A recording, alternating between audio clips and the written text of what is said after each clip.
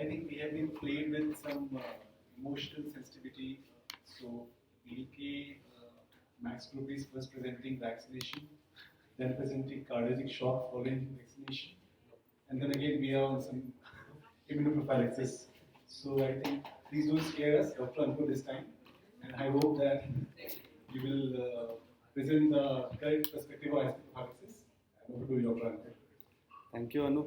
Thank you, Swati, for the introductions, and thank you all the chairpersons. So, fortunately, this is the second last topic, and the last one would be taken by our secretary, Dr. Swati. So, I will be very brief. So, I think in last 1 year, we have seen that there are a lot of viral infections. They have been affected the not only the neonates but also the small infants. So, I will be very brief. So I think in last 1 year we have seen that there are a lot of viral infections. They have been affected the not only the neonates but also the small infants. And out of very common flu viruses, this new viruses come because of the uses of biofire in the flu panel. If you look at the global data of, the very preterm and ELBW infants across world, the survival has improved. Survival of VLBW and ELBW has improved up to the range of 90%. Unfortunately, in India, there are different sets of neonatal ICUs. At some places, the outcome is very good, that is in the range of 50%. At some places, it's in the range of 16 to 20%. But still, because of the uses of antenatal steroids, uses of delivery room CPAP, non-invasive ventilations, and the aggressive nutrition, this has actually helped. So fortunately, we would be able to discharge the infant by 2 months of age if the weight is less than 1 kg. And one of the South Indian data have shown that the outcome is in the range of 80%. So in our NICU and the Sir Gangaram, the RNR, everywhere is the outcome is much better than what 10 years back it was. So we started small case. This was a 26-week baby, received antenatal steroids, magnesium sulfate was given for neuroprotections. Emergency C-sections were done in view of absent reversal and diastolic flow, and the birth weight was 760 grams. Fortunately, this baby did not require intubation right at the time of birth, and even after birth, never required any intubations. Remained on non-invasive ventilation, started aggressive nutrition, and we would be able to discharge the baby by 2 kg at around 38-39 weeks of the corrected gestational age. They had the last year we have lot of viral infections, so this baby developed also viral infections. And after 3 weeks of discharge, this baby comes with a severe respiratory distress, and this was the X-ray. X-ray was showing that right-sided collapse with left-sided lot of atelectasis and required intubation, required non-invasive ventilations only. And obviously, the baby comes with some respiratory distress. You do some workup and start antibiotics. So we started the antibiotic also and continued an IV. Unfortunately, baby was discharged after 2 weeks of hospital stay. We did the nasopharyngeal swab, that biofire. We found that it was a case of RSV infections. If you look at the overall data, and this was published in the WHO position paper, we found that out of various viral infections, these 3 viruses are very common. One is RSV, this is the most common. The second is the influenza virus, third is rhinovirus, and fourth, community acquired bacterial pneumonia is not very common. Most of the time, all the pneumonias are mostly viral infections. So because RSV is the most common, that's why I'm discussing RSV, because we all pediatricians know about the flu viruses and flu vaccines are easily available, which is being recommended during the antenatal period to the mother to prevent the flu infection, not only the mom, but also the infants in the range of 20 to 60%. So it has been found that by 1 or 2 years, almost all infants, they do develop RSV infections. Even if the mom develops RSV infection, the protection is not lasting beyond 1 month. So beyond 1 month, the infant can develop any flu infections, same like a RSV infections. If you look at the community-acquired pneumonia data from the America, the RSV contributes 37%. If you look at the low middle income country, the RSV contributes almost 30%. And the burden is that the 2%, the reason for infant death in the range of 2%, in the less than 5 months of age. And 8 to 15% of all cause of hospitalization, I mean the RSV can lead to up to nearly 20% hospitalization. And unfortunately, in more than 50% of the time, they require antibiotics. So over and inappropriate uses of antibiotics are not uncommon because of these RSV infections. Because everywhere it is not possible to do biofire and flu panel because it's very costly. The cost would be around 15 to 20,000. So you end up using non-invasive ventilation and antibiotic and other supportive cares. Because I'm a neonatologist, so I'm presenting mainly the neonatal data. So if you look at the extremely low birth weight in less than 29 per week, the range is, I mean, the RSV causing readmission rate is in the range of 10 to 25%. If they are having some comorbid, there are 2 and 3 comorbid factors. One is chronic lung disease, one is hemodynamically significant heart disease. Significant means if they went into the failures, if they required some anti-heart failure medications, the range would be higher for readmission because of the RSV infections in the range of 40% during the first year of life. So even if they get the infections, after discharge, they do develop a lot of respiratory morbidity. They would require maybe inhaler therapy for longer duration period compared to other flu viruses and other bacterial infections. That's why it is very important to, I mean, probably prevention is much more important. Similarly, there are small data from the Indian sites. The data are almost similar. What they have shown that if they are preterms, the risk of readmission is 3 times higher compared to term infants. One of the study found that almost all ELBW discharged ELBW infant after readmission required prolonged ventilations, and the median hospital stay was around 2 weeks. And in this study, the peak was found between September to November in this Indian data, which was published in the year 2023. If you look at the spectrum, more than 50% would develop a upper respiratory tract signs. They are of milder type. 20 to 30% moderate, they would require some nebulizations and some oral antibiotics or sometimes minimal oxygen. And almost 1 to 3%, they would require some sort of respiratory support in form of non-invasive or intubations. Fortunately, mortality is very rare if they come to hospital early. If they don't come to hospital early, the mortality range is in the range of 40 to 45%. One of the most important findings is that post-RSV wheezing and asthma is in the range of nearly 40%. So if they develop RSV infection, the risk of repeated OPD visits would be high because of the respiratory distress and because of the wheezing. If you look at the diagnostic evaluations, there are a lot of diagnostic evaluation, but out of all the clinical parameters is much more important. You do sepsis workup like CBC, CRP, ProCal and cultures to rule out any bacterial infections. But out of all these diagnostic tests, again the RT-PCR is one of the considered to be a gold standard because of the high sensitivity and specificity. And it gives you a result within few hours, 4 to 6 hours. That means it gives you some margin that you can, if you have started the antibiotic, and you can stop the antibiotic as soon as possible, maybe within 36 to 48 hours. If you are doing some rapid antigen test, they are not good because yields are very poor, specifically if they are smaller infants in less than 6 months of age.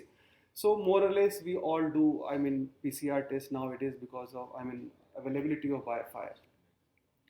Chest X-ray to look for the obviously collapse and atelectasis. It will sometimes would help you in the management in form of maybe some non-invasive way of ventilations. So what we can do for this infants? There are 3 strategies. One is antenatal preventions. So one of the antenatal RSV vaccines are available. Postnatal, we have either immunoglobulins or monoclonal antibodies. IV immunoglobulin in the name of Respigen is available, but they are very costly. They decrease the severity of illness, they decrease the viral load of the illness, the infant, but sometimes it causes a lot of adverse effects. That's why it's not being used, or neither it's available everywhere. If you don't have any prophylaxis or vaccines, then you end up doing your NICU care or PICU care by giving supportive management in form of non-invasive ventilations, IV fluid, nutrition, and sometimes antibiotics. Rarely you end up using antiviral drug in form of ribavirin, but we don't have any experience, neither it's being commonly used. So the goal is to prevent infections uh, rather to reduce the severity. So look at the virus. I mean, they have a lot of proteins, glycoproteins. Out of these glycoproteins, this fusion protein is very important. Most of the antenatal vaccines or the passive prophylaxis in form of monoclonal antibodies, they worked at here. They prevent, they prevent or the fusion protein. That's how they don't attach with the human host cells and they prevent replications. That's how they help. So out of all these proteins, these fusion F proteins are most important. Only one studied antenatal vaccines are available in the name of RSV pre-F perfusion protein vaccines. They are bivalent because we know that RSV has RSV A and RSV B antigen. They work at both. Generally, it has been recommended beyond 24 weeks of gestation, ideally between 32 to 36 weeks. During the time of you are giving flu vaccine to the mother, the dose is 0.5 ml single dose and the efficacy lasts for almost a 6 month even after delivery. It not only prevents the medically related severe illness to the mother in form of lower respiratory tract infections, but also prevent severe illness in the neonates up to the 5 months of age in the infants. Unfortunately, it is not available in India. If mother had received antenatal RSV vaccine like a flu vaccine, you don't give flu vaccine till 6 months of life. After that, you give flu vaccines. Like in this case also, if the mother had received antenatal RSV vaccines, you don't need to give any immunoprophylaxis in form of monoclonal antibody during the first 6 months of the life. Unfortunately, this is not available in India, but it is WHO pre-qualified and in certain country it is available. So WHO has recommended that wherever it is available, you should consider or you should offer this vaccine to the mother along with other vaccines like flu vaccines or DPT vaccines. So postnatal, we have two monoclonal vaccines. One is palivizumab. These two trials are considered to be one of the landmark trial, IMPACT trial and FELTIS trial. IMPACT trial was done in an infant, those who were less than 35 weeks with lung disease like a chronic lung disease. And this FELTIS trial was done in a group of infants where hemodynamically significant BPD was there. But both infants were less than 35 weeks. The doses were given monthly doses, IM, for 5 months. Both these studies have found that if you have given a right dose in 5 doses of monoclonal antibody, the total hospitalization rate related to RSV was lesser in the range of 78% less compared to those who received the placebo. With BPD or CSD also, it was lesser. Need for oxygen was very less and the severity of illness was very less and the total duration of hospitalization was also less. However, there was no difference in the mortality, whether they will be received palivizumab or not. So that's why it is recommended by almost all the bodies. In the 2 years back, the National Hematology Forum of India has also recommended that you should offer this vaccine to the right group of patients. The right groups are, as I told, that extremely preterm, here less than 29 weeks, up to 12 months, 29 to 30 weeks, 32 weeks, if with some chronic lung disease, and with hemodynamically significant heart disease. Here, hemodynamically significant means on some heart failure medications or severe heart disease. Or it can be considered with other immunocompromised patients like post-tracheostomy, like in the previous case of ECMO patients, where we could offer this type of vaccines also because it can prevent the severity of illness. In Western country, there are seasons of RSV. In India, most of the studies have found that there are no seasons like a flu viruses. One of the studies have found that there would be peak around September to November and between December to Feb. So you can offer these vaccines during that period. But most of the studies also found that the pre-COVID, there was some seasonal peak. Post-COVID, there is no seasonal peak. So you should offer vaccines throughout the year, depending on the situations and the right candidate. Dose, I told that 15 milligram per kg per dose, monthly doses, total 5 doses recommended. It will decrease 99% reductions of RSV associated illnesses.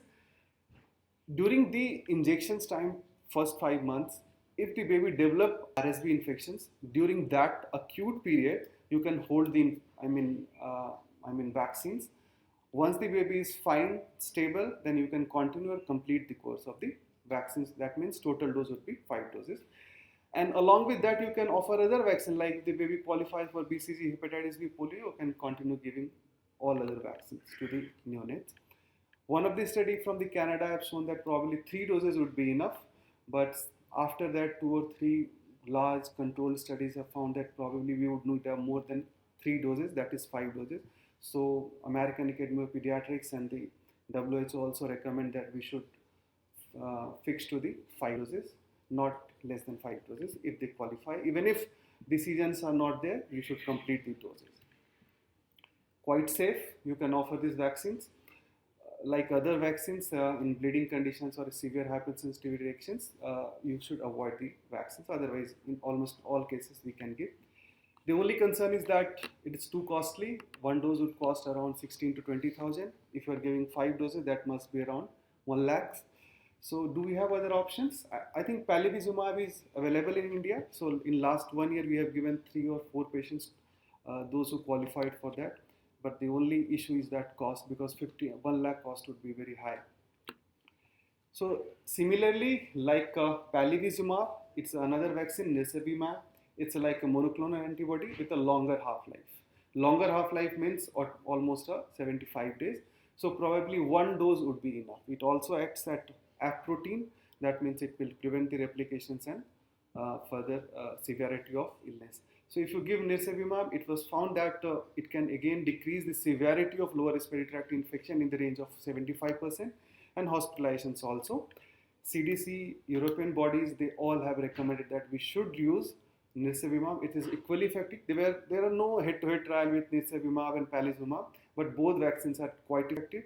The advantage of this nirsevimab is that you need only 1 doses. So even if last year if your patient had received the palivizumab, you can, second time you can continue with this single doses if that baby qualified for that. So FDA, CDC, ACIP, AAP, European bodies, Canada, all have recommended between the year of 22 to 23. Unfortunately, in India, in the month of June, Reddy and other company they have launched these vaccines, and probably from next month, this would be also available in India also. So both are effective. If patient qualifies for that, offer that vaccines. Advantage of that palivizumab is that you can consider that vaccines only for a neonate. That means those who are less than 35-week baby. Whereas the second monoclonal antibody vaccine, that is nirsevimab, they are quite safe. They can be recommended beyond 6 months also. So almost all infants can be considered for these vaccines. So last slide is that this is indicated for all high-risk infants with some lung and heart disease. If they are immunocompromised, stick to NNFI guidelines. If you are using palivizumab, use 15 mg per kg per dose, 5 doses every month. Compared to other vaccine, the monoclonal antibody, the nirsevimab single dose, the dose would be different for less than 5 kg and more than 5 kg. Only limitation is high cost. Obviously, those who are working in the corporate hospital, as a doctor, we should at least counsel the parent. It is the patient's discretion whether they are ready for or not. We don't know whether the patient, sometimes even if you feel that they are not ready, बिल्कुल नहीं मानेगा, कभी-कभी वो मान भी लेते हैं. But along with that, 3 important things. Breastfeeding. If your patient is exclusively breastfed, the risk of RSV infection is less. The severity of RSV infection leading to lower respiratory infection would be less. Hand washing and the second-hand smoking, that will be prevented. Thank you.